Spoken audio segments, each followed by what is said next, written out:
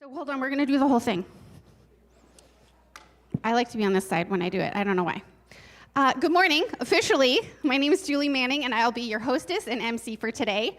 I am so pleased to welcome you all here in our community center, Kansas City Oasis. We are joining also live on Facebook, so say hi to everybody on Facebook. And today is a very special day. Anybody know why? It's Sunday. So good. Chuck, what would I do without you? It is April 6th, 2014 was the official first day ever. And it is 11 years since that day-ish. You inspired me to do the see, we're vibing. Okay, got it.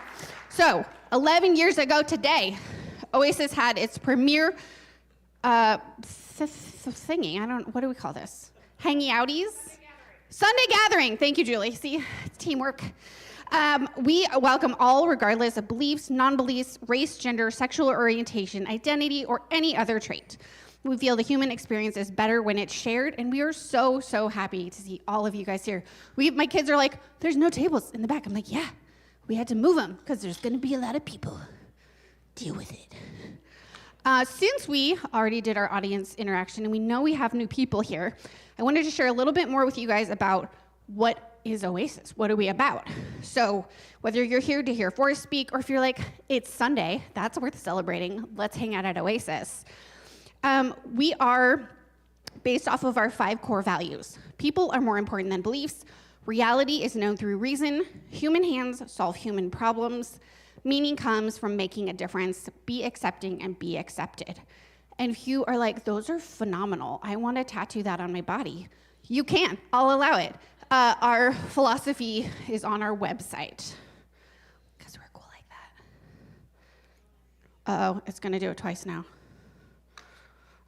See, okay, I got it. Today, 11th anniversary, if you forgot, program. Forrest Valkai is here.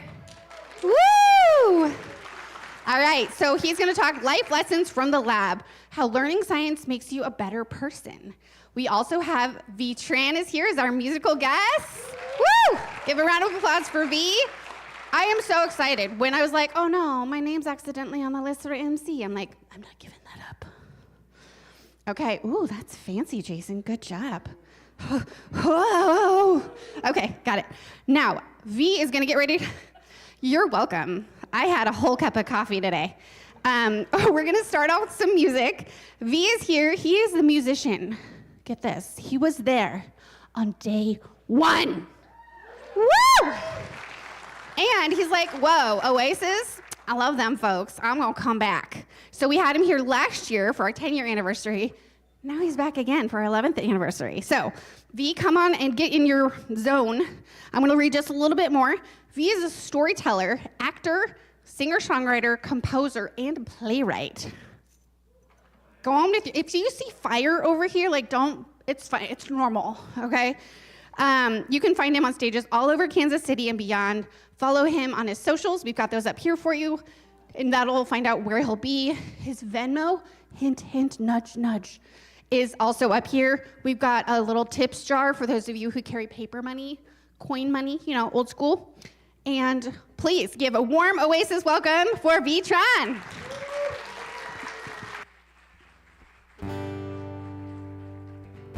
Hey y'all, my name is Tran. I was born in the shadow of Saigon, Vietnam, and raised in the cattle country of southwestern Kansas. So here's a little love letter to my adopted hometown of Garden City, Kansas. This is called South Wind.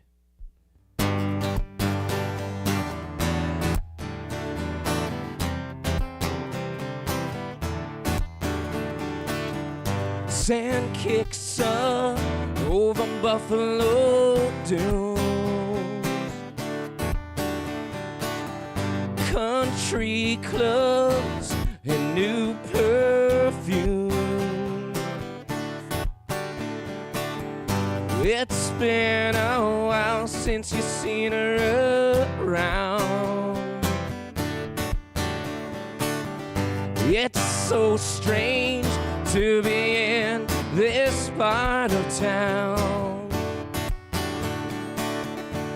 And who's gonna pay your way and Who'd really want you to stay anyway? Who's gonna pay your way? And who'd really want you to stay? It'd be so nice to see you. And even if you went, you wouldn't know what to say. And even if you went, you wouldn't want to see you this way. And even if a new life would suit you just fine, it burns in your chest, you have to confess, she still won't be mine.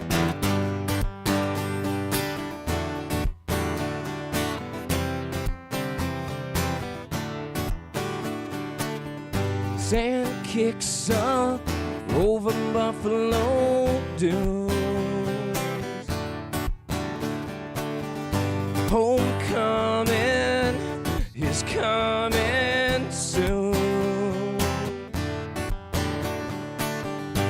The girls next door, they all move on. They take your breath away and then they're gone.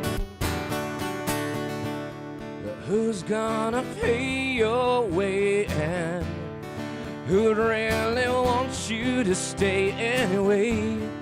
Who's gonna pay your way? And who'd really want you to stay? It'd be so nice to see her.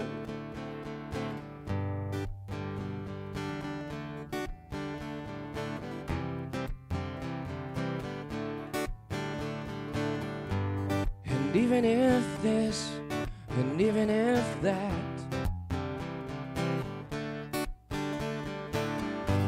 and even if this, and even if that,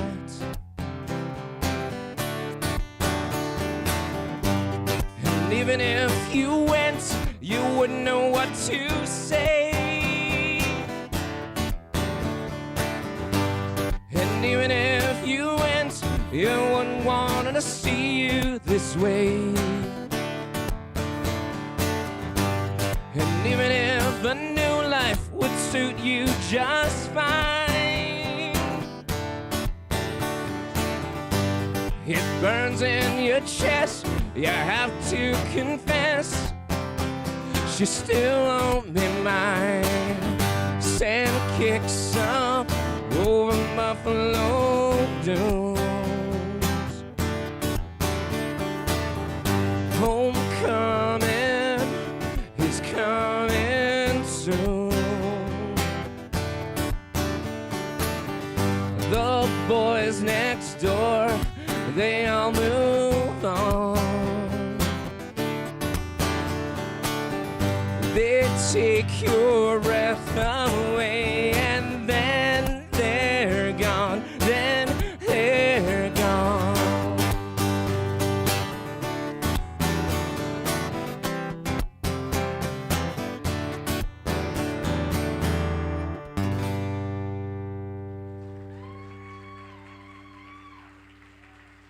Thank you so much. So that was a little story from Teenage V, searching for belonging, and that's why we're all here, right? Is for community and belonging. We've got a great program today. Between Forrest and I, we're gonna hit you in the head and the heart, right? So to understand where Teenage V came from, we're gonna go to the origin story of my parents. You see, my mother was a poor orphan girl, and my father was born with a silver spoon in his mouth, and they fell in love in the middle of a war. And so that was the Vietnam War, and this is their story and how I ended up being the butcher's son.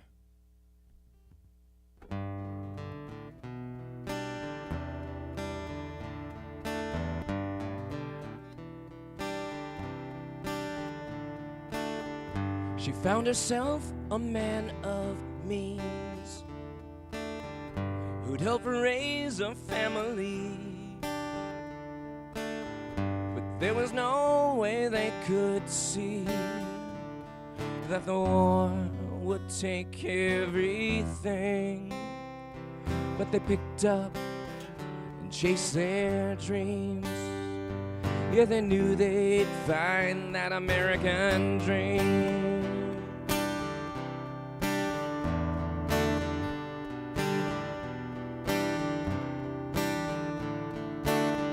They found themselves in a foreign place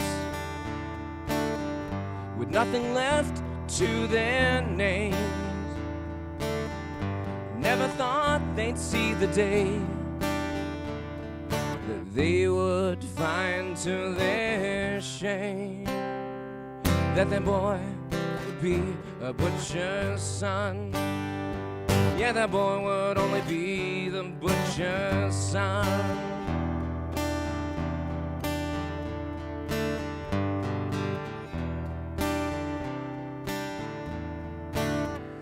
The chills, the sweat, the Vietnam vets. He worked his saw like a bayonet. She cleaned her knives and tried to forget.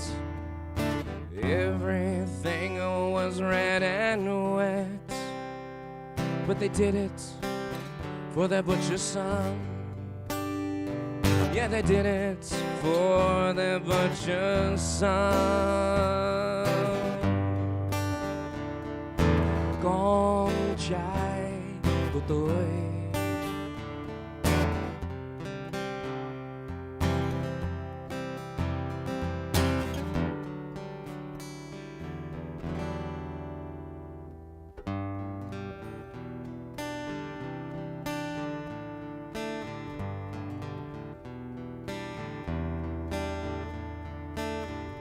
Past his bedtime, but she can see. Below his door, flashlight beams. He reads the books that she can't read. This is how it's meant to be. She whispers, ngông ngong, con trai của tôi. Ngông ngong, con trai của tôi. She whispers, ngông ngong, con trai của tôi. Ngông ngong, con trai của tôi. She whispers sweet dreams to the butcher's son. Sweet dreams to the butcher's son.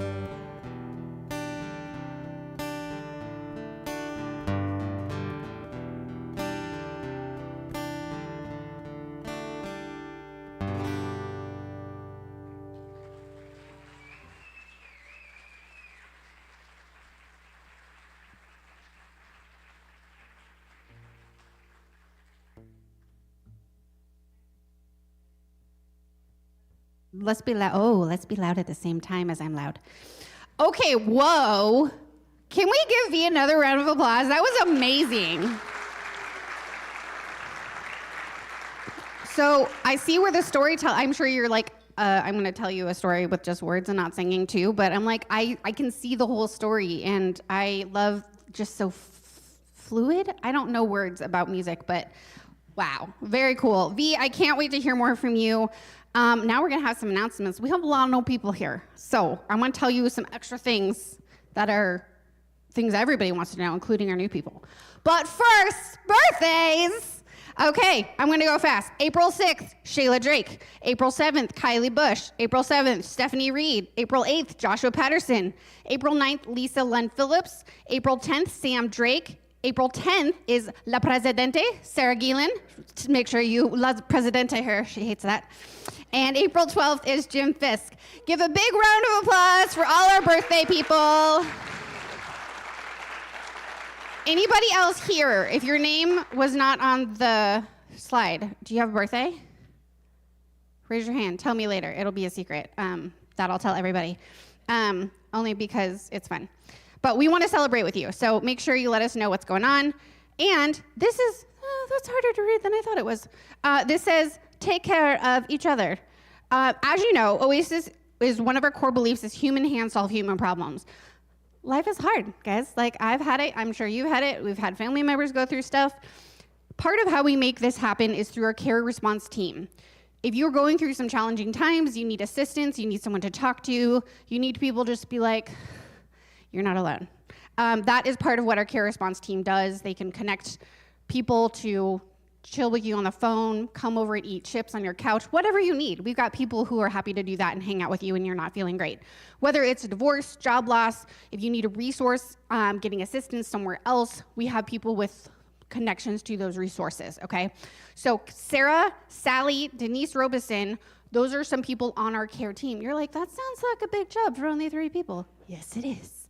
So all of you who are here and you're like, but I love caring for people too, let us know and we'll put you on the care response team. See, double whammy. Okay, so let us know if you're having good times, like birthdays, bad times, like, oh no, and we're gonna take care of you either way. Today, as we discussed, is our anniversary. So I keep getting April 6th and 11 mixed up in my brain. Is it April 11th? That's the future. You understand because you're smarter than me. Okay, so today, coinciding with our anniversary special event up here with all of you right now, we have multiple things happening in this building because of our volunteers are so coordinated. Downstairs, we have a silent auction happening. She's like, what is a silent auction? Shh, I can't tell you. No, just kidding. It is just basically cool stuff laid out, and you get to be like, whoa, that's cool, I want that. And you write your name and your info, and then maybe you win, maybe you won't. I don't know. It's a surprise. And it's like the highest person who gives Oasis the most money gets a thing. Cool? So please make sure you check that out. We can do that either during the coffee break in just a minute or after our program. Winners are going to be announced no later than 2:30. And we're going to have a potluck, because who doesn't love food? I love food. Okay, yes, please clap for food. For those of you, if you brought food and you're like, I don't know where to put the food, it's downstairs. If for some reason, hold on, please hold. This is not in the order my brain thought it was. As volunteer staffed, donation funded, these fundraisers are really important to make sure we are keeping our community financially healthy and viable. So we also have a merch raffle. If you're like, whoa, these shirts I see people wearing are so amazing, I want one, we got you, okay? So see the merch desk in the back, and you can sign up for a raffle, or you can just be like, no, I don't want a raffle, I just want to give it to me. And then you can trade us for money. Going back to downstairs, if you're accessing downstairs, go through this hallway right here, and then you're gonna take stairs to go down. You can't get lost. They've kind of got it blocked so you only go where you're supposed to go.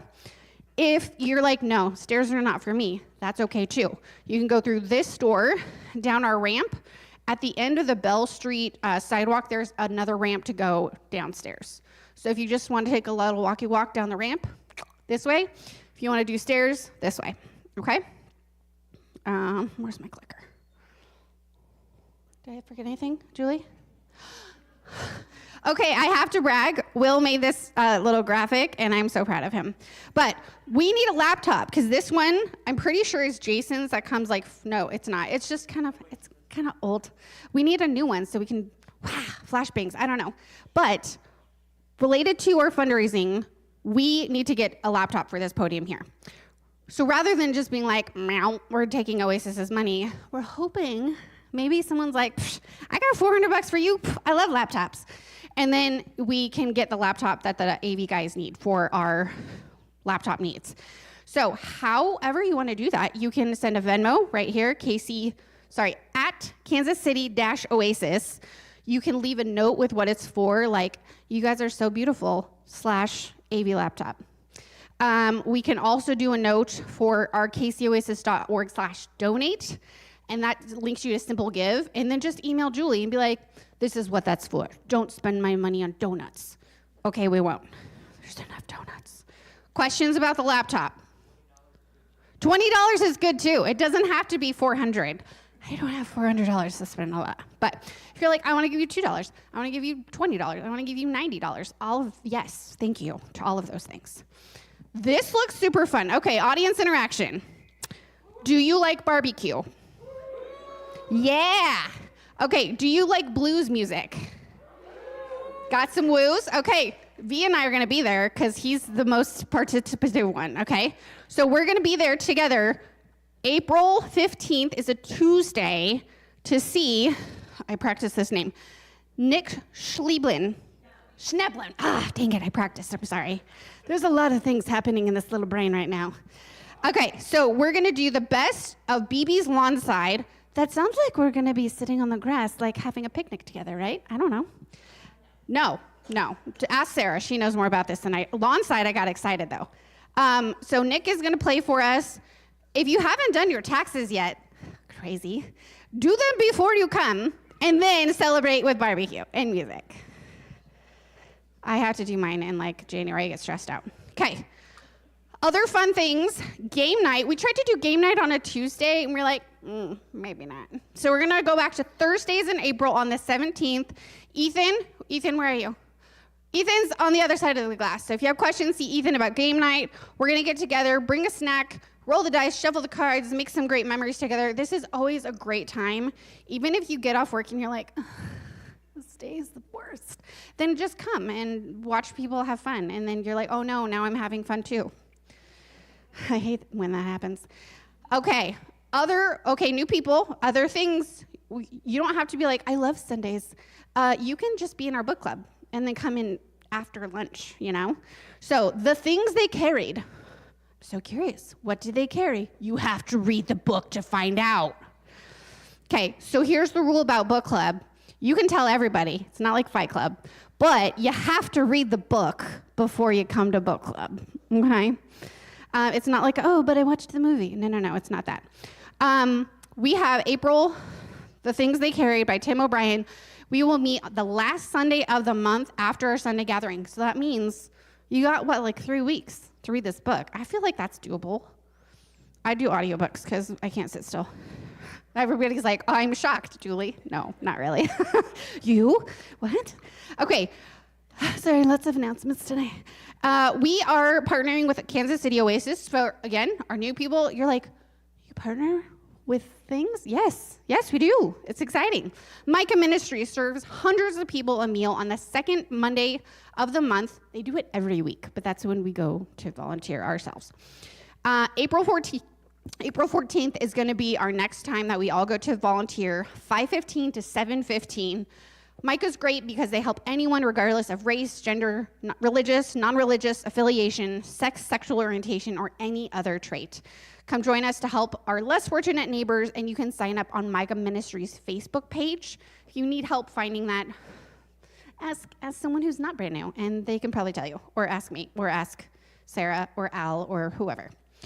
Okay, another fun thing we've got going on, we're going to do another volunteer event helping next Sunday, next month. I'm like, that's not next Sunday. That's not how dates work, Julie. Okay, May 4th for families staying at the Ronald McDonald House near Children's Mercy Hospital. We're going to do meal prep starting at 3:30, and then we're going to serve dinner at 5:30.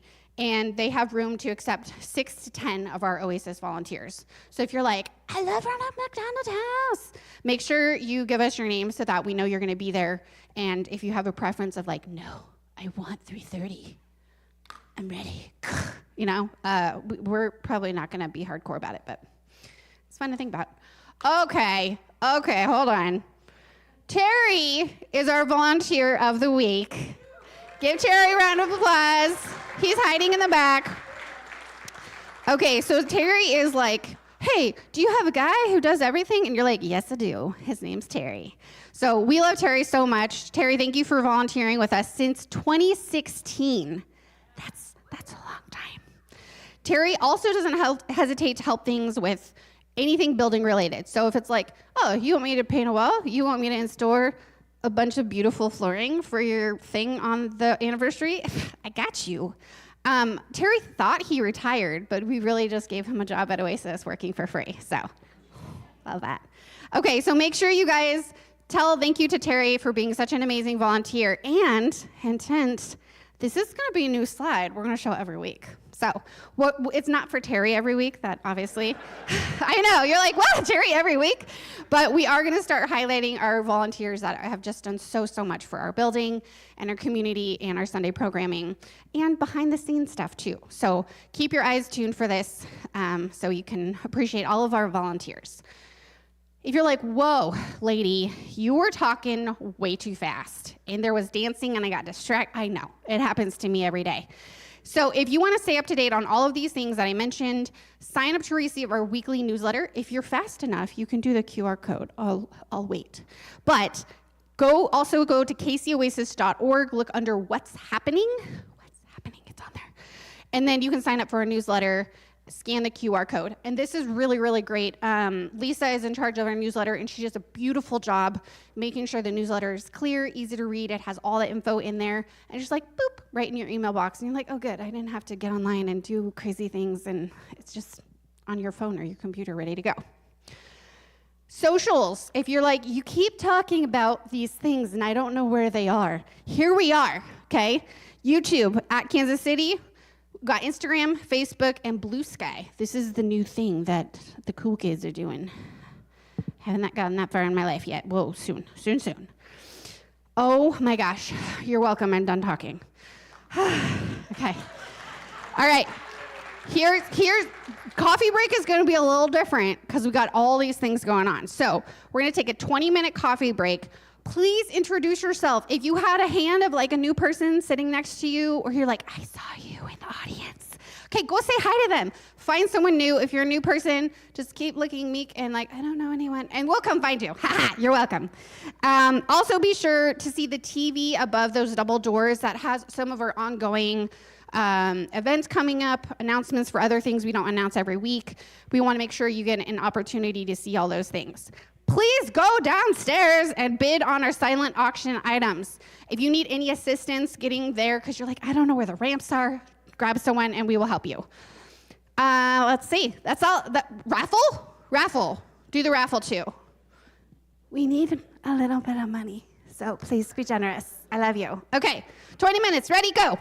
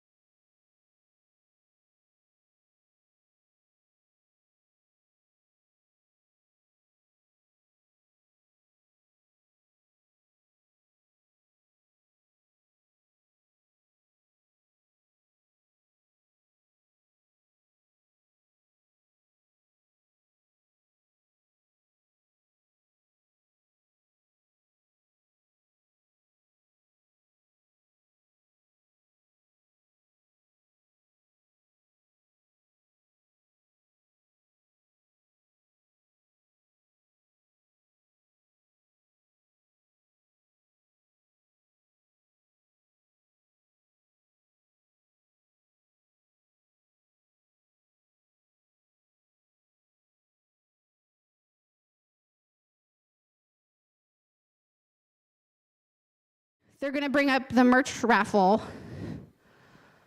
And Denise will be our Vanna White model. Or she'll hand it to me and I'll do it. Okay, here we go. Hold on. So if you can't tell what these things are, we have a tote bag.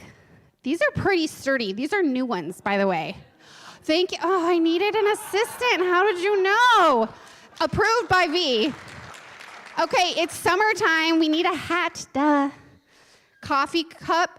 It's almost like we drink nothing but coffee here. Those of you tea and juice drinkers can still use it for that. Pens. And this is, I don't know if you can see, it's Oasis on there. And then, any guesses what that is? Core values. Gold star. Okay. And there's stickers here on the front. You can put those wherever you want. Okay?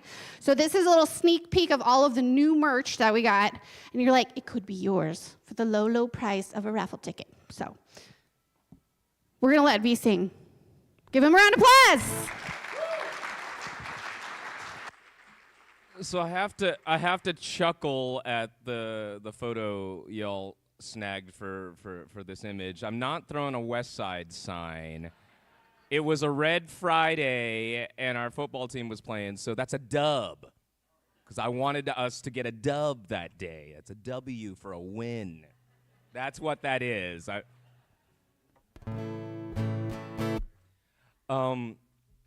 So, it's been pretty quiet in the news lately, right? I've just really been doing a lot of self-examination of like where I fit in and where we all fit in this march towards progress and humanity and taking care of one another. And so right now I feel like there is a certain emphasis on deactivating people's empathy. And that's where I fit in. You know, I believe that empathy is so important to humanity. If you drive down US 69, you're going to pass through Fort Scott, Kansas, and there is a sign outside of Fort Scott that says, "Boyhood Home of Gordon Parks." And it always struck me, for those of you who don't know who Gordon Parks is, photojournalist, civil rights activist, and I always found it remarkable that this small town in Kansas was claiming Gordon Parks, right? And I had two thoughts. One thought was, wow, look at this little African-American boy who grew up in this small town and what he became. And my other thought was, did they claim him when he was there? So this is a challenge that I give to myself every day, you know? Am I giving people the flowers they deserve while they're with me, while they're here, while they're in my locus of community, you know? And that's how I try to reactivate my empathy. This is Sign on a Country Road.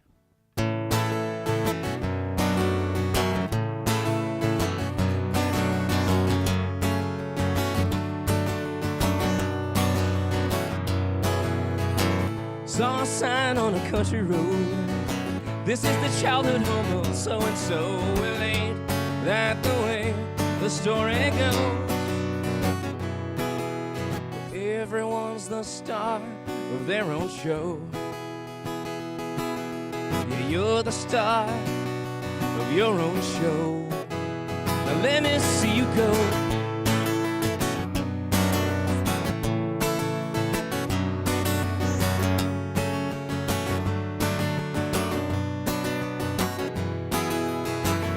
Sometimes you start with nothing.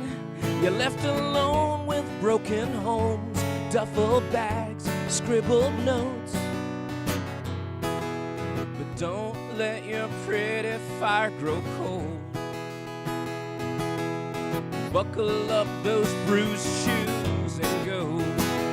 I'm glad to see you go.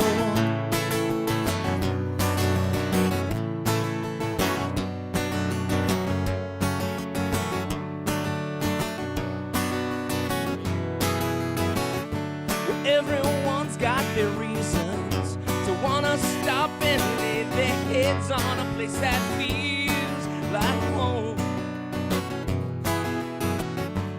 I don't want you staying alone in bed in this cold town, waiting on some mythic ship to sail you out.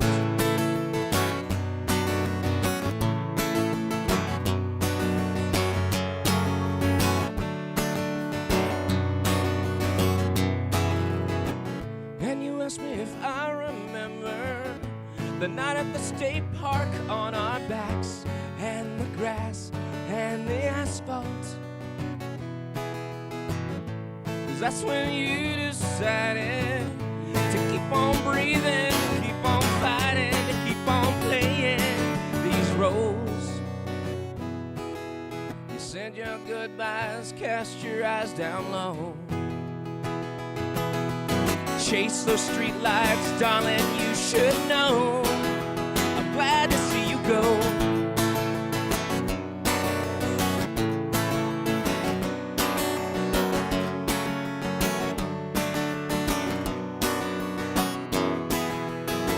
Saw a sign on a country road. This is the childhood home of so-and-so. Well, ain't that the way the story goes?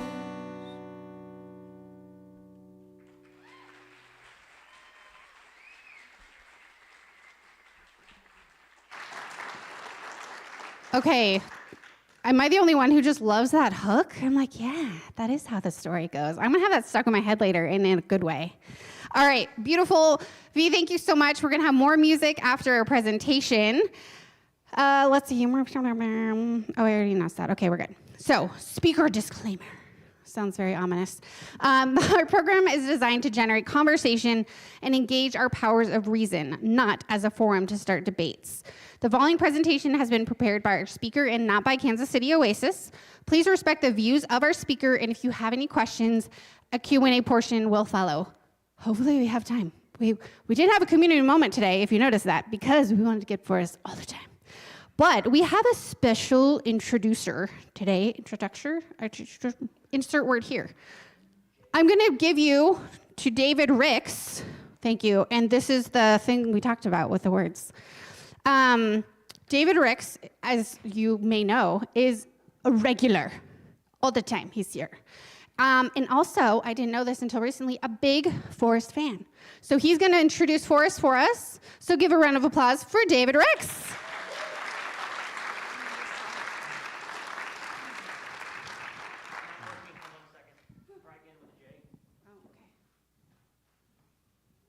Whoa. There you go. Now it's going. Okay. Check your network connection. Oh, we don't. Did it do? Wi-Fi for We'll try it again. Hold on. Maybe I did it too aggressively. Reconnecting. I promise we have Wi-Fi. It's a thing.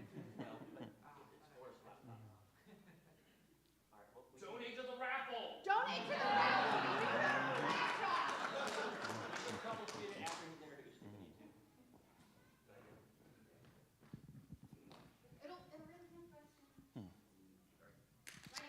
Well, over the years, Kansas City Oasis has distinguished itself as a hub for a burgeoning network of secular communities, supplementing our local events with talent from a wider secular community lays the groundwork for mutual growth of non-theistic physical and online platforms.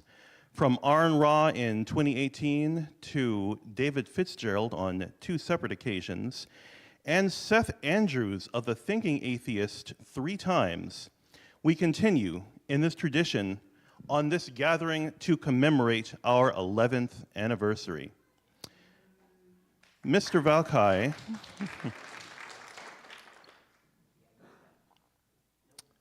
and let's see, the mouse is, and the mouse is fighting me. It's a different laptop. Got it. Okay. Is that it? That should do it. Okay.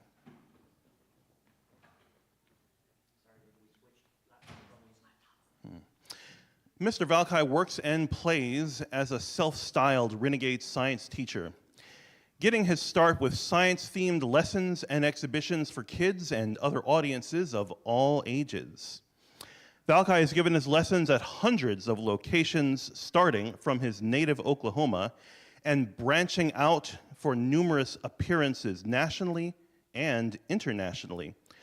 Promoted with a thriving online platform, he has created several acclaimed series, including Sex and Sensibility, a deep dive into the complexity of gender expression and reproductive systems, as well as The Light of Evolution, bringing the core science of biology to the curious masses of TikTok and YouTube. His ongoing Reacteria series rates and challenges the validity of creationist arguments and pseudoscience claims as a valuable line of defense against misinformation and superstition. An open atheist and advocate for secular humanism through the lens of reason and compassion, he brings a degree in biomedical anthropology and a channel with 1.4 million followers to the struggle for scientific literacy. Let's make sure he never has a bad day and extend a warm Kansas City Oasis welcome to Forrest Valkai.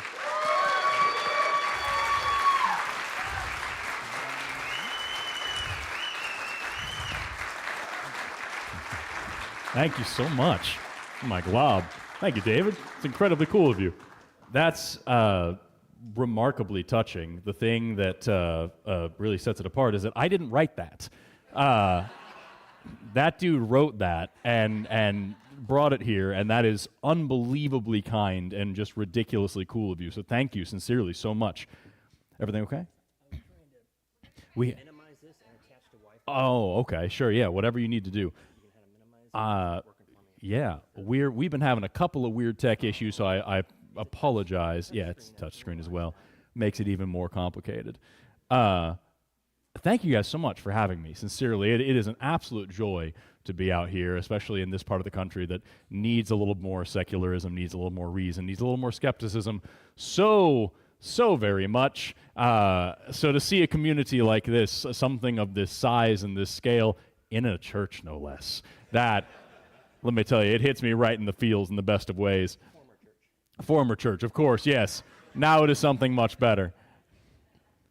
Let's see here. We're going to try to make this work so we can get some subtitles up for everybody, make it a little bit more accessible for anybody who wants to tune in. And if not, then we will do our best to do something afterwards. I'm saying that confidently because I'm not the one who will be doing it. So it's easy for me to just sit up here and promise. They'll also go out free popsicles after. It'll be great. You're going to love it. Yes.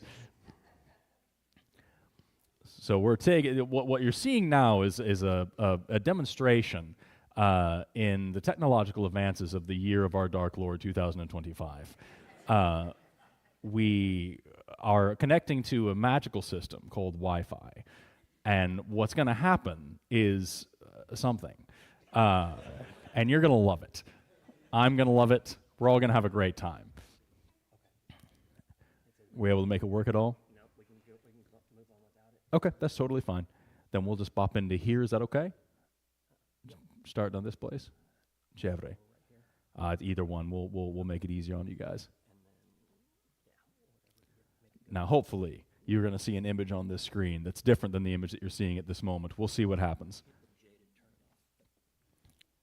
What? Yeah. Okay, we got that turned off. And can we connect? That's the next question. Is can we connect to this? Nope. This is the most exciting presentation I've given all week, let me tell you. Normally, this is just a quick process. We come up here, we say some words, we push some buttons, but as of this moment, I think you've got 2 slide presentations running at the same time, is what's happening right now. Yeah. Hey, that looks like a thing. We can just start from here, right? We can just continue this away? Is that okay? Yeah, that looks like something. That's great. Hey! Tecnología. Wonderful. thank you again so much for having me. Now we can actually jump right in. For those of you who don't know me and weren't as blown away as I was by that incredible introduction, my name is Forrest Valkai. I'm a biologist and a science communicator. I've been studying science for too long, admittedly way too long, 4 undergrad degrees and 2 grad degrees, all so that I can teach at the prestigious University of the Internet. And today, I'm going to keep things real light. I understand this is a family event and everything like that. Actually, do we have any children in the audience? One here? Okay, I was going to say, out. Yeah. Let's see here. Sorry. Forrest will dissect them. A true fan. A true fan. That's great. Today, I'm going to keep things pretty light. Specifically, I'm just going to talk a little bit about sexism, racism, transphobia, homophobia, xenophobia. Specifically, I'm going to explain a little bit about why science and skepticism are more than just tools for understanding the universe. Properly applied, they are tools for compassion, for progress, and for unity as well. Now let's see if we can get this guy working with us here. There we go. When we view the scope of the universe, from atoms and cells to the fabric of space-time itself, we think about our place in systems that are billions of years old, and it provides a unique perspective that teaches us a little bit about ourselves. It gives us valuable life lessons that can shape a person's view of their emotions, their relationship, their society, and even reality as a whole.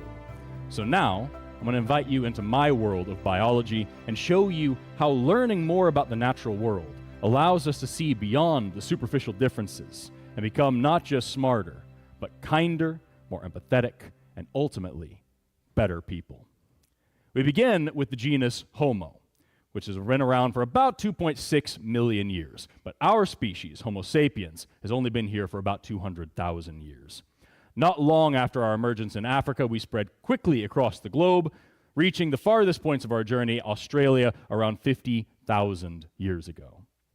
For the last 50 millennia, humans have been a cosmopolitan species, putting down roots in every corner of the planet, except for Antarctica, of course, because we only got there in 1821. And at that time, Earth was home to all sorts of incredible megafauna. Just here in North America, we had woolly mammoths, which grew to be about 12 feet tall. This little guy here is just a little bit shorter than me. I'm 6'2". This guy's 6 foot even. So you can see the comparison here. We also had glyptodons, which were almost as big as a Volkswagen Beetle. People used to use their shells as shelters. We had Diprotodon, the giant wombat. We also had terror birds. This one here is called Titanus walleri. Look at the skull on this thing. And terror bird wasn't just that one species. Terror birds were a whole clade. This one is from North America. Here's one from South America that's almost a whole meter taller. And as I mentioned before, this is all sorts of mega fauna, like big animals, like, for example, Arctodus, the short-faced bear. This is that thing's skull next to a grizzly bear skull there on the other side. You can fit a human head into that thing's eye socket. And, of course, my personal favorite, Megatherium, the giant ground sloth. Look at how chunky he is, and he just wants to sloth about, maybe eat like a tree or a cactus or two.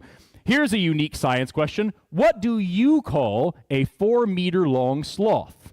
Me, I call it Snorlax. And as somebody who grew up wanting to be a Pokemon master, this is a very exciting species for me. But through it all, as we spread across the globe, as we persevered through the Ice Age, as we encountered and overcame all of these terrifying animals, humans were always just humans. 11,500 years ago, in a time when those giant ground sloths were leaving their giant stinky footprints in the mud, we have evidence that children splashed and played in the puddles those footprints left behind. Here you can see all sorts of tiny footprints at all different angles and all different depths and all different directions, all inside the depression from this Megatherium footprint. And as we explored, we changed. We adapted to our environments, developing a suite of characteristics that we now clumsily use to classify what we call races. But biologically speaking, races are not a real thing. Now, that statement is shocking to a lot of people, especially here in America. We are often taught that race is genetic, inherent, and immutable. We can plainly see differences in skin color, in eye color, in hair texture, in average height, or whatever. But the truth is that phenotypic variation within humans is simply the result of evolution. And every single attempt to classify people into so-called races has historically failed.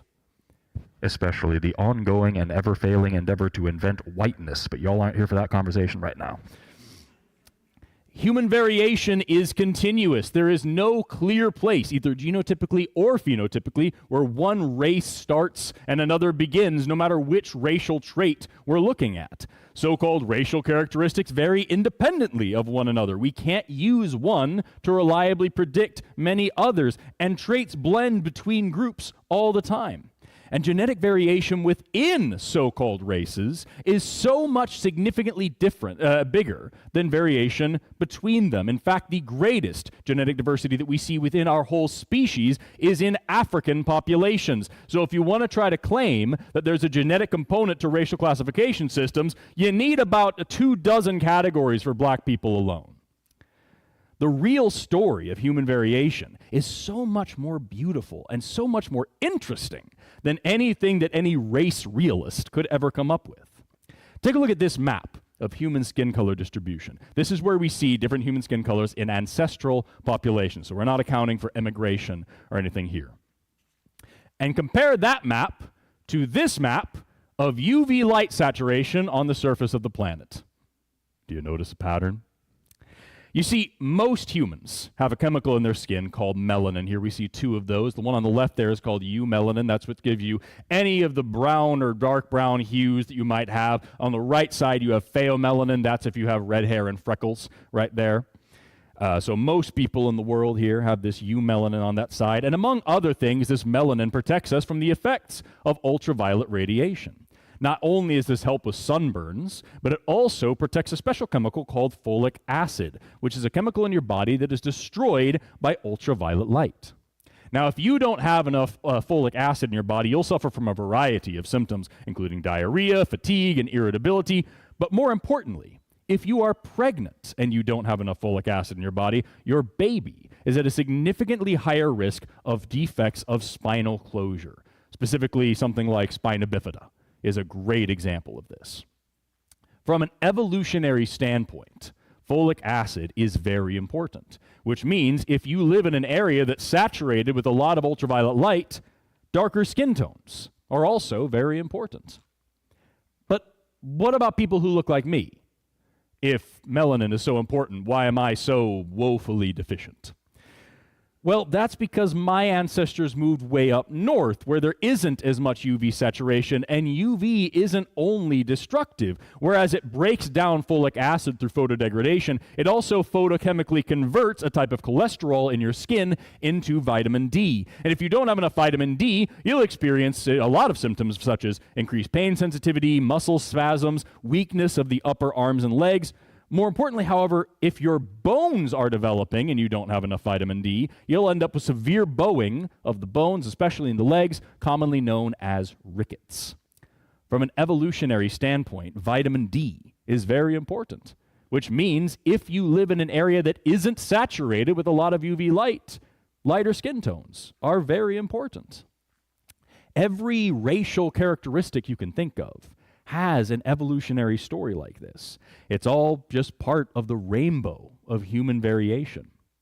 However, as unscientific as the concept of race is, it has a very real and very painful and very much still present effect on our history.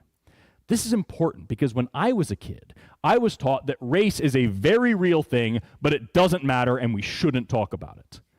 But the truth is exactly the opposite. Race is completely made up, but it absolutely matters, and we should certainly be talking about it. And this is what I meant at the beginning when I said that science gives you a new perspective. if you are a racist person, you are upset about the effects of 100,000-year-old sunlight. With no respect, get the fuck over it. And yet, tribalism is still so abundant in our species. We are incredibly quick to separate ourselves into us and them thinking, and stoke passionate hatred against people who we've never met, but who happen to be wearing a different jersey. There are countless experimental examples of this sort of thing. Perhaps the most famous are those of Polish social psychologist Henry Teifel. Teifel sought to explore the minimal conditions required for discrimination to occur between groups. He would start by separating people into groups by totally random, arbitrary criteria, like whether they overestimated or underestimated the number of dots on a screen, or whether they had a preference for a particular kind of painting, or even just the toss of a coin. And then he would ask these groups to play games with each other and see how we acted towards each other. He found that even in these meaningless groups, even when the participants knew that they were separated by the most trivial and random criteria, the participants displayed in-group favoritism and out-group discrimination. They were likely to allocate resources like points or money in ways that would benefit their own group and would even go out of their way to hurt the other group, even if that meant hurting themselves as well. They would sacrifice their own potential gain as long as it meant that they would come out ahead of the other people that they never met and didn't know, but all they understood is that they were sitting over there. Findings like this have been repeated and demonstrated again and again countless times. No matter the situation, no matter how minimal or meaningless the criteria, humans form in-group biases with minimal provocation. And this in-group, out-group mentality contributes to real-world issues like political divides, conspiracy theories, racial and gendered prejudice, even when we know that the divisions between these groups are superficial or arbitrary. Another experiment from the University of California, Irvine, had pairs of strangers playing a rigged game of Monopoly. The players knew that the game was rigged. It could not have been more clear. The toss of a coin determined a single player who started with twice as much money, got to roll twice as many dice, and collected twice as much money every time they passed go. And again, even though they knew that this game was rigged, even though they knew that their luck was completely arbitrary, the players who were winning based on no ability of their own would become arrogant, would smack their pieces down against the board, would boast about their great wealth, and would laugh at the other players' perceived lack of skill. We see this phenomenon played out today as well, with people who are born and raised in a position of privilege who see the equality of other people as oppression against them. Do you think a gay couple should have the same rights as a... No, I don't. I really don't. I don't think it's fair. To the gay couple? Well, no, but the regular couple, they work so hard, you know, and the gay couple, they want more. When you say more, do you mean equal? Yeah, they want equal in that. And that's just too much. Yeah. This seems bleak, but it has a serious upside. Discriminatory behavior is extraordinarily easy to trigger, but the lines are also extraordinarily easy to draw and redraw as many times as you want. Think about the feelings that you have towards your family. How far do those feelings extend? Understanding the origins of diversity of our species helps us to realize that when we say we're all a family, that isn't just a saying. It is reality. And if you can think of all of humanity as your family, you'll be shocked at how it changes the way you treat even the most distant stranger, and how difficult it is for you to be provoked into tribalistic behavior. Understanding science precludes racist thinking. It makes you a better person. Now, when I teach this lesson, it's easy, I should say, to forget that I have this perspective because of my understanding of the data. But what about when we don't have the data? What if there's a lot of data that's missing? Let's talk about feminism for a second. When we talk about feminist thinking or disparities between the sexes, people are often genuinely shocked by just how many things we are actually talking about. I'm going to cover a couple of things, but we'll start with one of my fields, biological anthropology. When we're doing our archaeology, whether we are studying ancient members of our species or other species that came before us, we have a bad tendency to assume that every single person is a male and every action ever taken in human history was done by a man. And we only change our minds in the face of very strong evidence to the contrary, and sometimes we still don't change our minds even then. Here's a shocking fact that I'm about to pile a bunch of stuff on.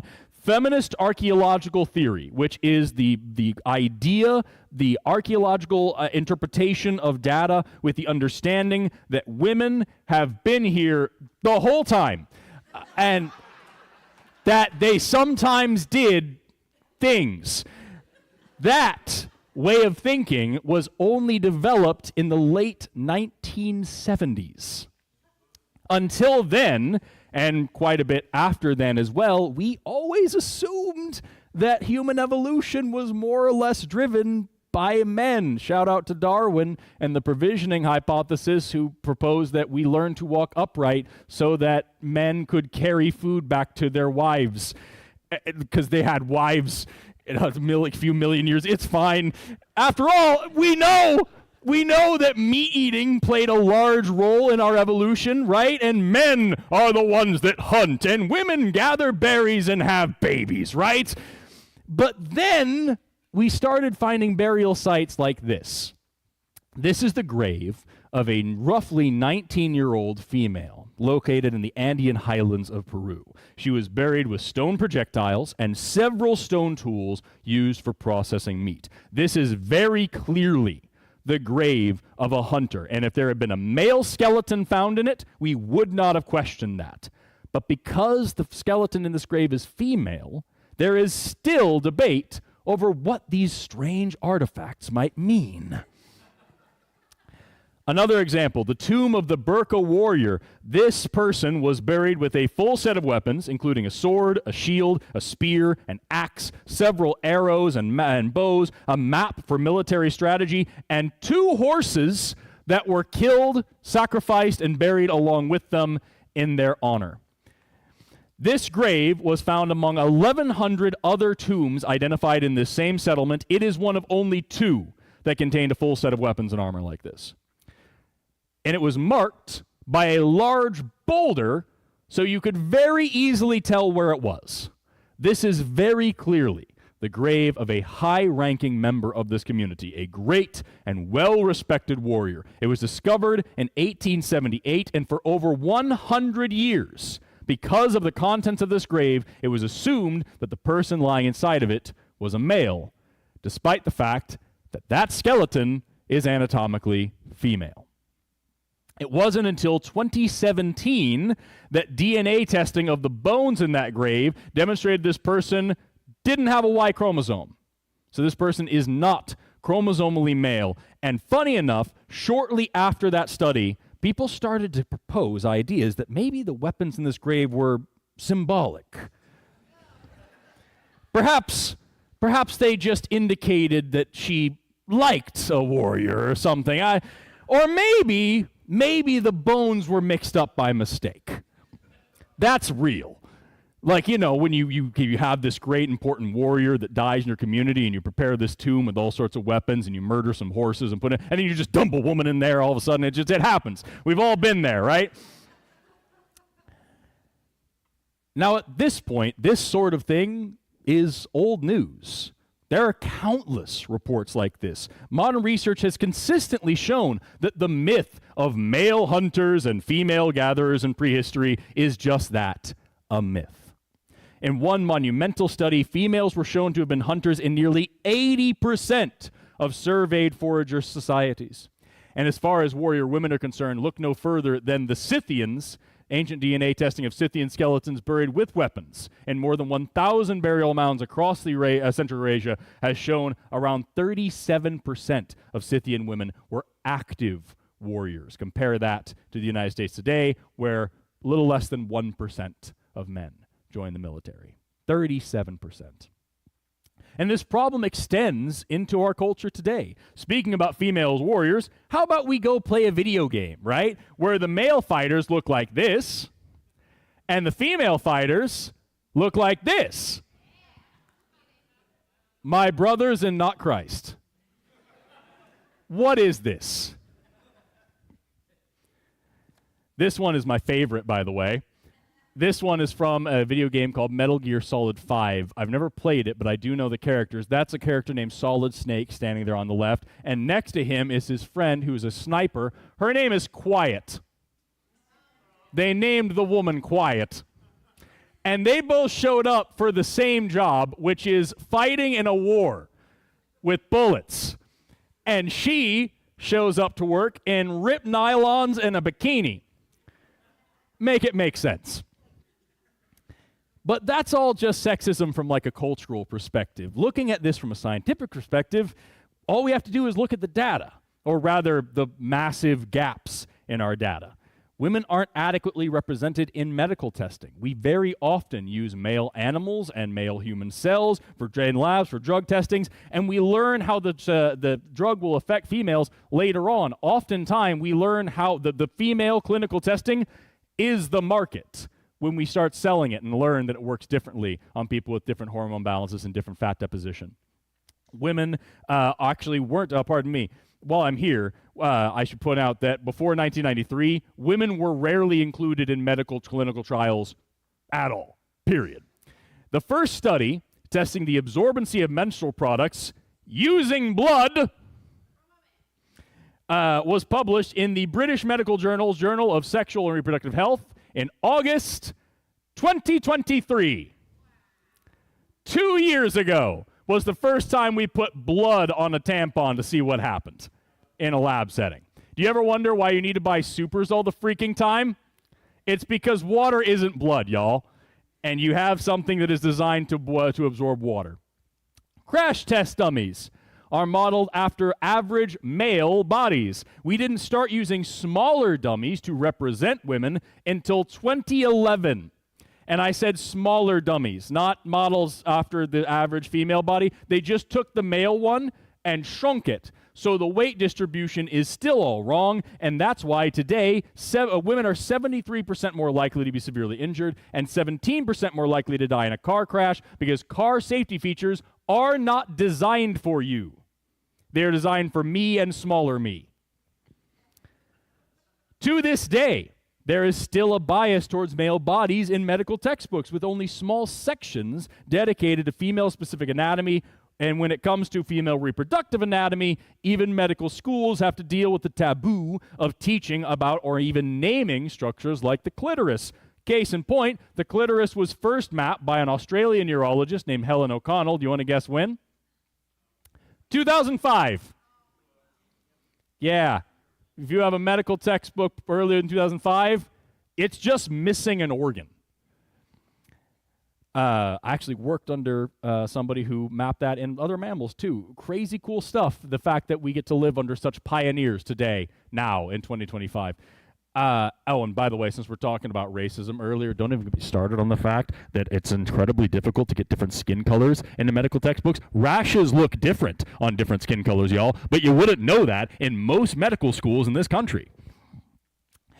When you learn about archaeology and early human history and how gender and sex are understood by cultures across space and time, it becomes a lot easier to break out of the heuristics of our male-centric culture. For this and so many other reasons, science precludes sexist thinking. It makes you a better person. You may have noticed also, I should point out during that last segment, that I often use the word females and not women. There is a reason for this, and it's not because I or anybody here listens to Andrew Tate. It's because while I often had evidence for the sex of these people, I did not always have evidence for their genders. Sex and gender are different things. For clarity, sex refers to the anatomical and physiological phenotype of males, females, and intersex people. Gender refers to the socially constructed behaviors and characteristics of women, men, girls, boys, and non-binary people. One's gender need not coincide with one's sex. That's not remotely scientifically controversial, despite what our current administration would have you believe. However, like things like climate change and to a lesser extent evolution, the science of gender and sex has become increasingly politicized over the past few years. People like to pretend that intersex, transgender, and non-binary people are a new phenomenon that's suddenly been thrust upon the world in the last few years. And that's simply not the case. Consider, for example, this map of gender-diverse cultures. Every one of those pins represents a culture which recognizes more than two genders and or transgender people, and always has. Among the Savakala people of Madagascar, people known as the Sakrata, are assigned male at birth, but are raised as girls and live their lives dressing as women, wearing their hair long and in decorative knots, wearing jewelry. These are not trans people. This is a third gender option. Among the Aboriginal Australians, third gender people are commonly known as sister girls, those who are assigned male at birth and then live as women, or brother boys if they are assigned female at birth and raised as and live as men. There are a dozen third gender traditions across indigenous cultures here in North America, many of which just adopt the blanket term two-spirit. The Abenaki people here in North America even incorporate two-spirit people into their creation story, in which Glooskap shot an arrow into an ash tree, splitting it in two, and when the split spirit of the tree agreed to become humans, one half of the tree became the first woman, the other half became the first man, and the essence left in the stump became the first two-spirit person who is both masculine and feminine. In this religious tradition, they have been here the whole time, and that is not even close to the only example of that sort of thing. Or how about specific examples, like Roman Emperor Marcus Aurelius Antoninus, otherwise known as Agalabus, who ruled the Roman Empire around 218 AD. She regularly wore makeup and wigs. She demanded to be referred to as a lady rather than a lord. She referred to herself as a queen. She offered great sums of money to any doctor who could change her into a physical female. And for these reasons, some museums are even now rewriting their plaques and information cards about her using she, her pronouns, as would have definitely been her preference, and as she is presumably a trans woman. Or how about Chevalier d'Eon, a celebrated French diplomat, soldier, and spy who fought in the 7 Years' War. Although she was assigned male at birth, she lived openly as a man and a woman at different times in her life, which drew much public attention at the time. You can see this political cartoon about her. She was very popular. At one point, she infiltrated the Russian court by presenting as a woman, and then later on, in 1777, she began to live permanently as a woman, and before her death was even formally recognized as a woman by King Louis XVI. Gender is a diverse and interesting thing. Because it is culturally constructed, it is by definition not a binary system. And sex isn't a binary either. Sex is a multivariate system with lots of different factors and mechanisms playing into it, from chromosomes to genes to hormones to internal genitalia to external genitalia, not a single one of which is solely determinate of the outcome of that system, by the way, and not a single one of which has only two options. They all come together to present a gradient of phenotypes, a spectrum of sex upon which most of us fall close to the poles, but many of us don't. The UN estimates that around 1.7% of the global population is intersex. And that 1.7% may seem like a trivially small number until you remember that we live in a globe with 8 billion people. 1.7% of that is 136 million people. That is a population the size of Russia. Imagine for a second this parochial worldview that you have to maintain to say that we live in a world where there are only males and females and Russians. But the Russians are just an anomaly, and so we don't talk about them, right? And let's not forget, of course, that over 99% of all the atoms in the entire universe are either hydrogen or helium. The other 116 elements in the entire universe occur at a significantly lower frequency than intersex people. And yet, we don't consider the periodic table to be a binary.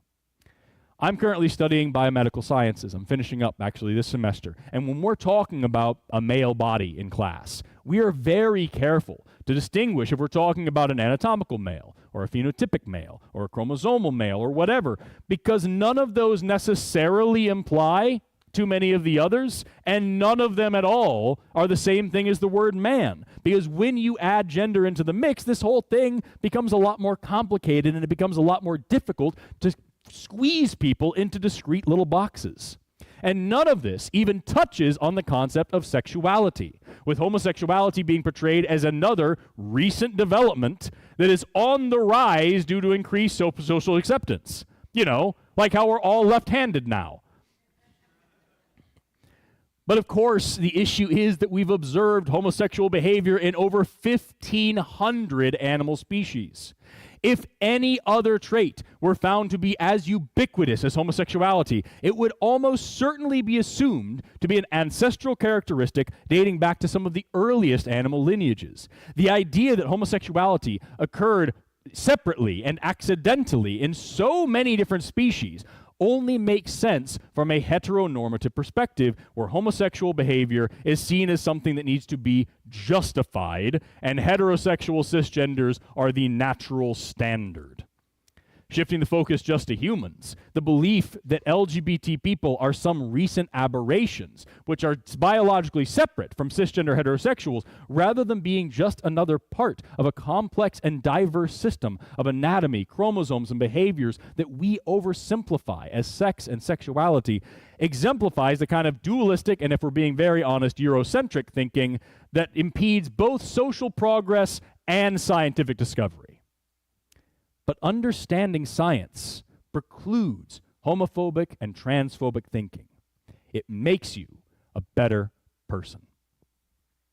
The core message of everything that I've shared so far today is skepticism. Whether we're talking about racism, sexism, homophobia, you name it, the one thing that ameliorates all of these issues and paves the way for progress is a willingness to question our assumptions, to evaluate new evidence, and to remain open to new ideas, even when they challenge our most deeply held beliefs. Despite the provocative and unfortunately political nature of the things that I've talked about, this shouldn't be new, especially not to anyone here. This is the way that science has always progressed. We used to think that life was simple and stagnant, and then we discovered things like fossils and accepted evolution. It completely changed everything we thought we knew about life on this planet, but the truth was worth it. We used to think that the universe was eternal, and then we discovered things like the recession rate of galaxies and accepted the Big Bang model. It completely changed what we thought we knew about the entire cosmos, but the truth was worth it. This is supposed to be the point of skepticism, but I feel compelled to include this in talks that I give like this because sometimes I find that people in the skeptic community believe that skepticism is simply the eternal stance of disagreeing. And the more popular and the more progressive an idea, the more important it is to disagree with it. And the more people that you offend by disagreeing, well, the more skeptical you are. But skepticism isn't just doubting for the sake of doubting. It's approaching the world with a healthy sense of inquiry, asking how we know what we know, and being willing to change our minds, even when doing so is really, really freaking uncomfortable. Skepticism is not just a philosophy, and it's not just a skill. It is a way of living. And properly applied, it should foster more than just curiosity and open-mindedness, but a commitment to both personal growth and social justice. In my opinion, if you are thinking critically about this world, you should not be able to accept this world the way that it is. Let me try to illustrate what I mean with a quick little story. Famed neurobiologist Robert Sapolsky once reported on a group of olive baboons called the Kikorok troop, which he observed for a few decades. The baboons were exactly what you would expect from any troop of baboons. The troop was highly socially stratified, with the big, strong males being absolute terrors to all the weaker males and the females alike. Then one day, the troop went foraging for food at a tourist lodge, and they found a bunch of meat that had been thrown in the dumpster because it was contaminated with tuberculosis. And who do you suppose got to eat all the meat first? The big, strong, dominant males, right? As a result, almost half of the males in this troop died, Practically overnight, this troop went from predominantly big, strong males to predominantly females, and the males that were left were the ones that had devoted their time to more social behaviors like grooming. Now, you might expect that these low-level males would now rise up and become the big, strong, dominant ones, but that isn't what happened at all. The troop remained totally peaceful. Those who weren't willing to be social died off. Even when new adolescent males would come into the troop acting just as brash and aggressive as any other adolescent male in any other troop, they were knocked down several pegs by their new peers. And after about 6 months, they had fully acclimated to this new lifestyle, and this culture persisted for over 20 years. All I'm saying is that if a bunch of baboons can eat some fetid meat and revolutionize their society on accident, maybe we humans can use the scientific understanding provided by the best data we have ever had to make this world a better place for everyone on purpose. That is the entire point of this and every other talk I've ever given.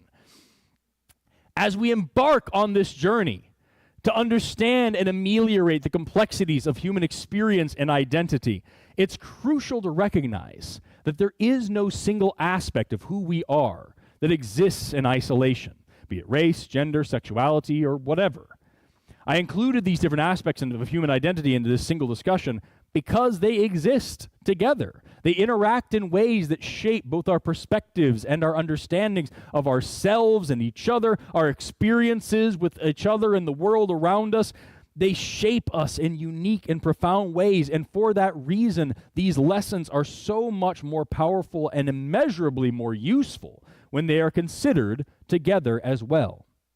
When you approach this understanding through an intersectional lens, you see how these threads and systems overlap and how they affect different individuals in unique ways.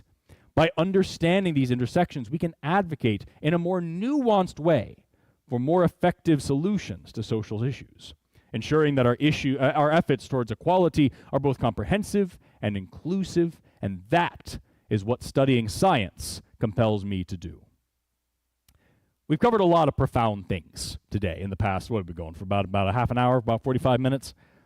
But the one thing that's tied all of this together is humans. This bizarre, mostly hairless species of great ape with poorly structured pelvises, dumb, non-opposable big toes, and weird, tiny little mouths. Despite the fact that humans are a laughably inbred species, there is a lot of diversity among humans. And the populations across the world create diversity that can seem threatening to people who struggle to think outside of the confines of their own backyard. Hatred and xenophobia plague our global population, stifling progress and impeding unity. But we humans are a remarkable bunch. We outlived all of those extraordinary creatures that I mentioned earlier near the beginning, as well as other hominins as well, scraping by the skin of our teeth at time to time. We've learned to manipulate our environments. We've learned to cultivate our food.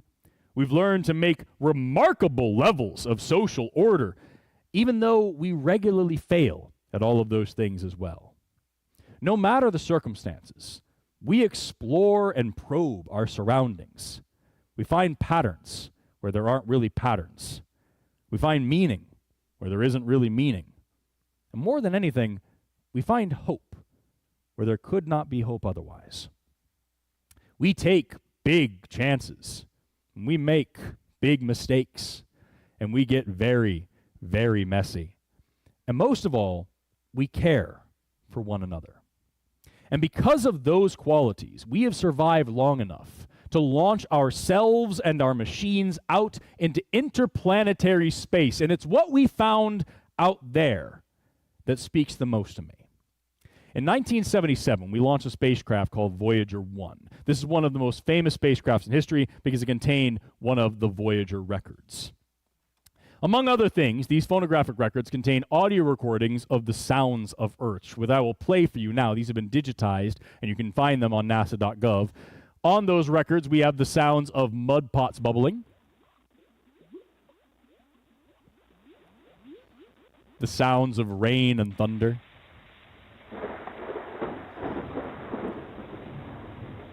In one rather bizarre track, we hear wind, footsteps, a heartbeat, and laughter all together.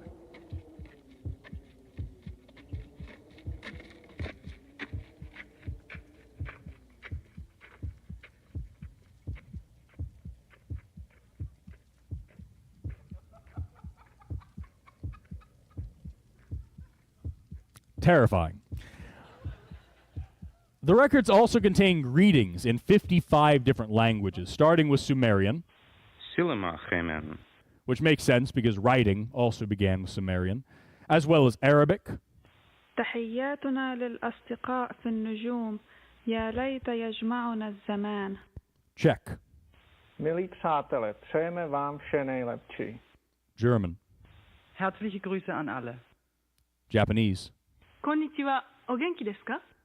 Hindi, धरती के वासियों की ओर से नमस्कार. Hebrew, Shalom. Urdu, अस्सलाम वालेकुम.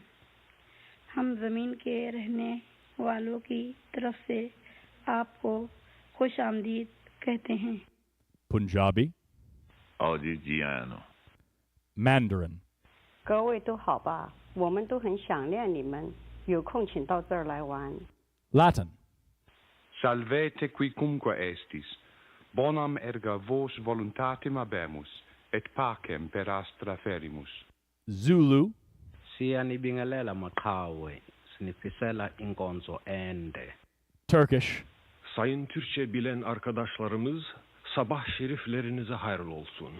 Thai, สวัสดีค่ะสหายนายธรณีพลพวกเราในธรณีนี้ขอส่งมิตรจิตมาถึงท่านทุกคน Spanish, Hola y saludos a todos.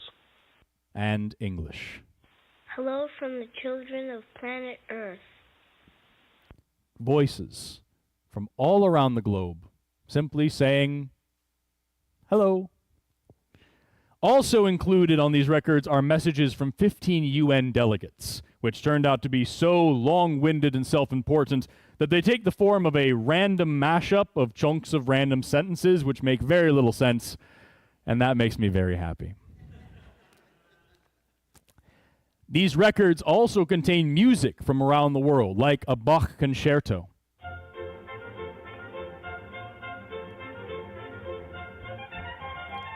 And a Navajo chant.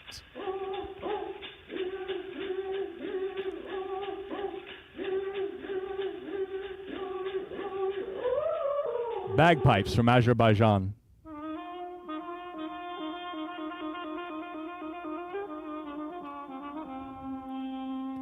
And my personal favorite, Melancholy Blues.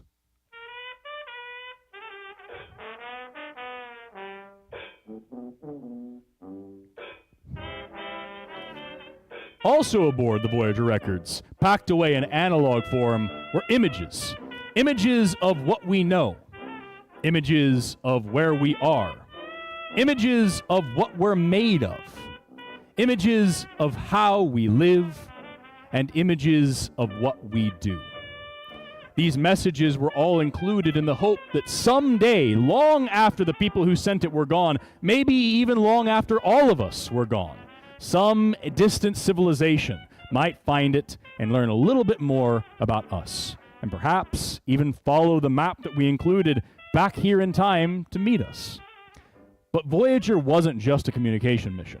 It also collected a tremendous amount of data for us as it flew past the outer planets.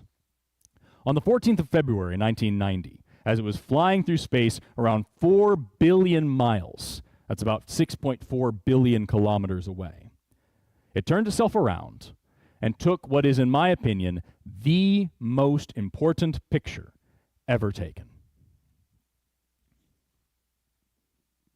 There it is. Here, caught in the center of scattered lens flares, is the Earth. That tiny blue pinpoint of light, only a little over 1/10 of a pixel in size. There's a lot that I would like to say about this image, but Carl Sagan already said it better than I ever could. Upon seeing this image, he wrote, "Look again at that dot. That's here. That's home. That's us. On it, everyone you love, everyone you know, everyone you've ever heard of, every human being who ever was, lived out their lives.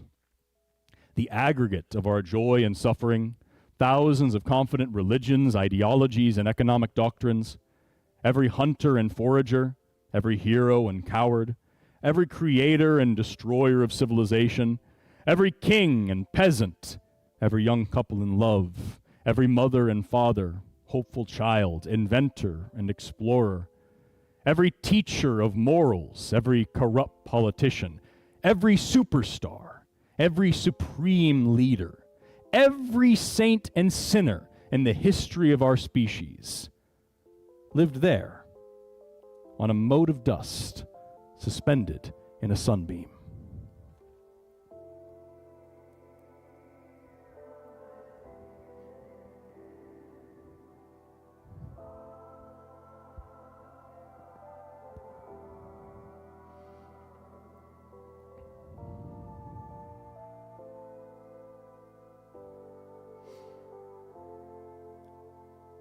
The earth is a very small stage in a vast cosmic arena. Think of the rivers of blood spilled by all those generals and emperors so that in glory and triumph they could become the momentary masters of a fraction of a dot. Think of the endless cruelties visited by the inhabitants of one corner of this pixel on the scarcely distinguishable inhabitants of some other corner. How frequent their misunderstandings, how eager they are to kill one another, how fervent their hatreds. Our posturings, our imagined self-importance, the delusion that we have some privileged position in the universe are challenged by this point of pale light. Our planet is a lonely speck in the great enveloping cosmic dark. In our obscurity, in all this vastness, there is no hint that help will come from elsewhere to save us from ourselves. There is perhaps no demonstration of the folly of human conceits better than this distant image of our tiny world. I said at the beginning that looking through the lens of science grants us an ability to see beyond superficial differences that have divided humanity for centuries. More than anything, I hope that this picture exemplifies exactly what I mean. By understanding the evolution of human variation, we realize that race is not a biological reality, but is a social construct that has been used to justify hatred and inequality for centuries. By understanding social psychology, we remember to be cautious of just how easy it is to fall into the trap of us versus them thinking. And we highlight the importance of recognizing our shared humanity. When we learn about the pervasive sexism in society and science alike, we are compelled to advocate for fairness and equality, ensuring that every person is heard and valued. Understanding the distinction between sex and gender and the historical existence of trans and non-binary people across time and space challenges us to expand our definitions and embrace the diversity of human experience. Similarly, recognizing homosexuality in nature broadens our perspective of what is so-called normal, teaching us that diversity of love is as old as love itself. And when we take a step back and look at our tiny, fragile planet juxtaposed with the vast emptiness of space all around us, we are reminded of our shared responsibility to treat each other with kindness, respect, and compassion. Science teaches us to question, to explore, and to understand. It breaks down the barriers of ignorance and fear, replacing them with knowledge and empathy. Understanding how science precludes hateful, tribalistic, homophobic, xenophobic, and myopic thinking It gives you a broader perspective. It gives you deeper purpose. Through learning science, we learn to see the world and each other with clearer eyes and kinder hearts. It's not just about understanding the world. It is about becoming better stewards of it and better caretakers of the people within it. We are one species. We live on this one planet. We have just one chance to get this right. So as we continue to learn and to grow today and long afterwards, let us remember to be more curious, more compassionate, and ultimately, more human. And with that, I'm Forrest Valkai. Thank you so much for spending an hour with me. Have an awesome rest of your day, and never stop learning.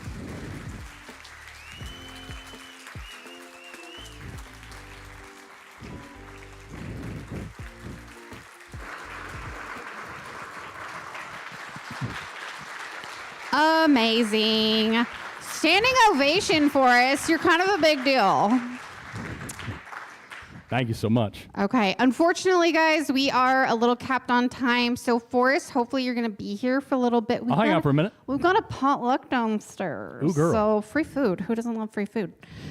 So, if you have questions, I have like 18,000 questions, and I'm like, oh, I love that. Oh, I love that.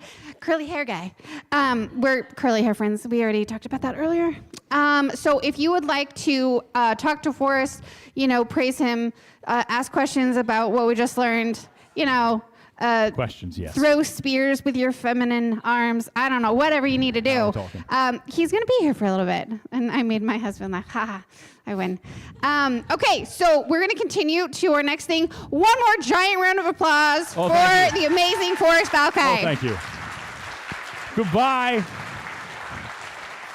So long, farewell. Questions will be on your own time, not on my time. Sorry about it. We are going to have V come up for one more session of music. While I invite you to come up, I am going to remind you all lovely humans, Oasis is a 501c3 nonprofit organization run based on volunteers and donations. So if you're like, I don't want to volunteer, but I want to give you donations, phenomenal. But if opposite, you're like, I don't have any money, you can volunteer for us.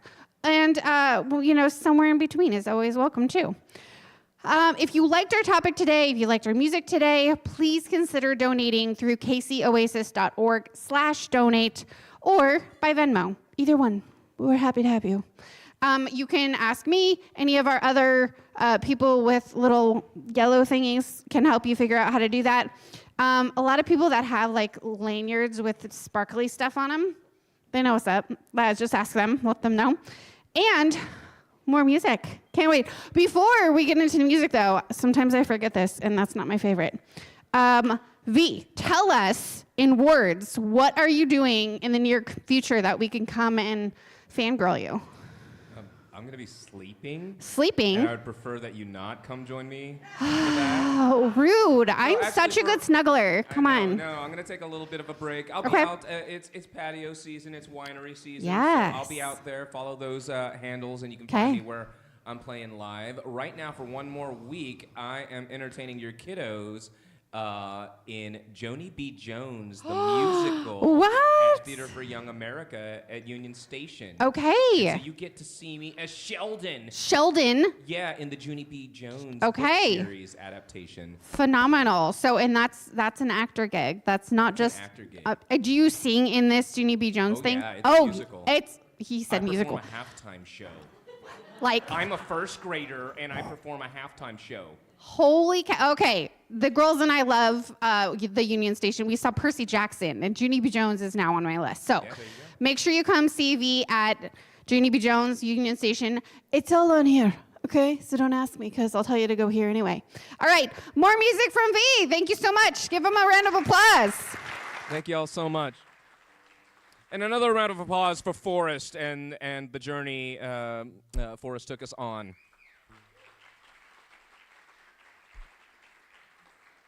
An inspiring mix of science and anthropology and archaeology. And I will close out our program today with a bit of self-archaeology. I'm going to take you back to my favorite childhood toy. Can you guess what it is? It was G.I. Joes. I was a child of war, and my favorite childhood toy were G.I. Joes. And I remember, I believe I was 6 at the time, playing with my G.I. Joes on the school sandbox when some other kids said, "Go home, Gook, America won the war." Now, as we all know, nobody won that war. We all lost that war, but kids repeat what we teach them. And so I held that for most of my life, and I've shared with you a little bit of my journey. In November 2007, I was able to make that return journey home to Vietnam, where I was born. My mother, my father, my sister, and I, who came to America with the clothes on our backs and $20 that a missionary had given to us. And I'd be able to go back to Vietnam at any point in my life, and that would just be a vacation. But to be able to come back with the 4 of us who came here and who survived, that was full circle. And I remember walking the streets of Saigon and seeing a mechanic, someone roughly my age, and my father pointed out at him and said, with complete non-judgment, for no better reason than your parents made a different decision than his parents, that could be you. And so that was a well-timed lesson because I lost him the following summer to leukemia. But that lesson, much like Forrest's presentation today, was to stay curious. So today I'm going to leave you with Girl at the Bakery.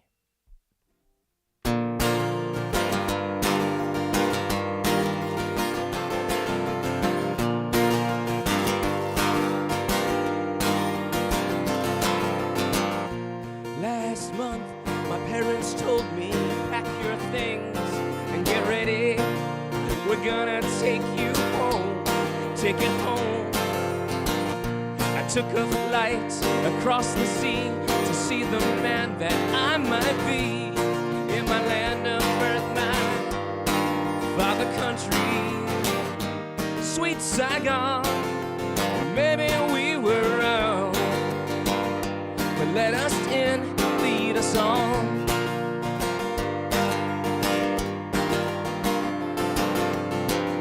The plane touched down and I was calm. Each tree could have been California palm, but everyone around looked just like me, looked just like me. A pretty girl at the bakery, she laughed and said that I spoke funny as she handed me my sweets, oh my sweets.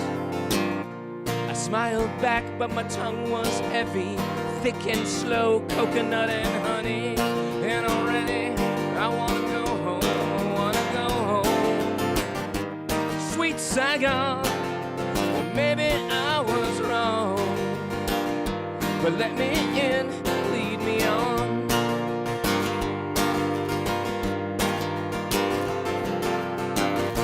Now every day she'd be there, my Miss Saigon with the blackest hair, and a bag of sweets waiting for me.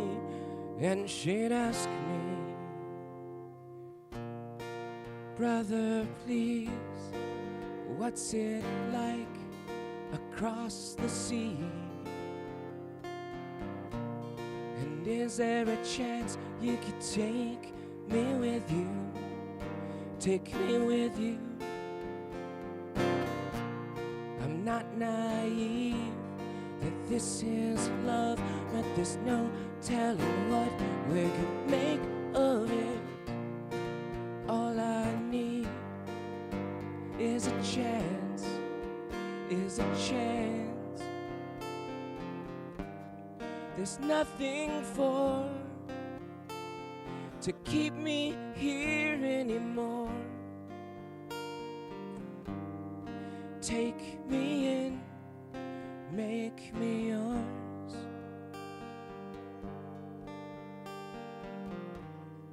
Take me in, make me yours.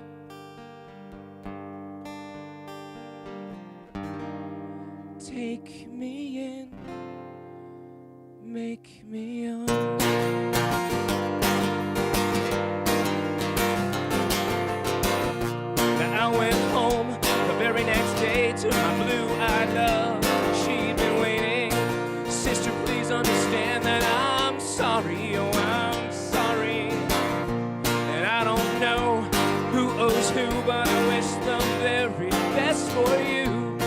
every day. And the bakery,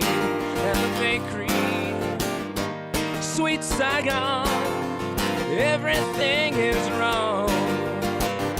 And it's a sin that you're gone.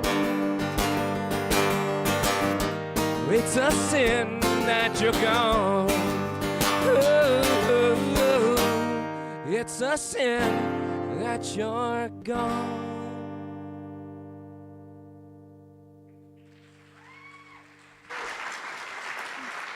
Amazing. All right, Tran, everybody. Amazing storyteller through music and through all other platforms. Please make sure you got a chance to do the Venmo. There's also cash dollars down here. Okay, V, thank you again. And hopefully if you need to, fangirl, I don't know what's the gender norm neutral version. I just do fangirl because that's what I do. You guys know that. All right, Julie looks like she wants to do a raffle. How did I know? Okay. You want me to pull it and you say it? Oh, I'm gonna pull it. Okay. All right, I gotta pick the right one. Yeah? Okay. No looking, I'm sorry. Okay. What if I pull myself? Is that just good luck? Okay. It's this one. Are you ready? Oh, she's gonna read it. Okay. So the exciting thing about this is these are prototype items, the only ones available. You can see them back on the merch table. That being said, it's some things coming soon to our merch table, and the winner is Denise Decker. I'll just say, and really briefly, we're grateful for everyone that's come down and taken a look at our silent auction items that will be open until 2:30 through the duration of our potluck. So if you haven't been downstairs, please come get a bite to eat. There's food available, and take a look through our silent auction room. And especially as the treasurer of Oasis, it falls to me to make sure our bills are paid. And I couldn't do it without the generous donations, our recurring donors, and people that show up for these fundraisers. So I really want to give our heartfelt appreciation for 11 years of support. So thank you so much. Awesome. Oh, it's on. Okay. Thank you, Julie, for setting up all of the things. There's a crew of volunteers. So if you see someone who looks like they were helping with something, just be like, hey, thanks for all you've been doing today. That means a lot to everybody who's ever been a volunteer. You guys know that. What's next? As we shuffle ourselves downstairs, by the way, for our regulars, if you haven't been downstairs in the last day, it looks pretty different, okay? We got cool stuff. We got tables. We got chairs. I think some of them are like massage chairs, so you should probably be really excited about all that. Go check it out. Grab some food. Keep saying hello to people. And before we do, we're going to do this. We're going to clean up the little area around you, trash cans, pockets, bags, whatever you need to put them in. And before we get too excited, we are going to come back next week. Our featured speaker is going to be Barry Crow here. We're here, we've been here, and we're here to stay. That sounds exciting. And Fortissimo, does that sound familiar to anybody? Yes? So I'm hoping, I didn't even ask him, Andy and Jill play with Fortissimo back here. So that sounds like people we know doing fun things that we like. So go downstairs to our fundraiser, silent auction, and potluck. That's the plan for lunch, if you didn't figure that out. There's no outdoorsy lunch today. It's downstairs. So we love you guys so much. We'll see you next week.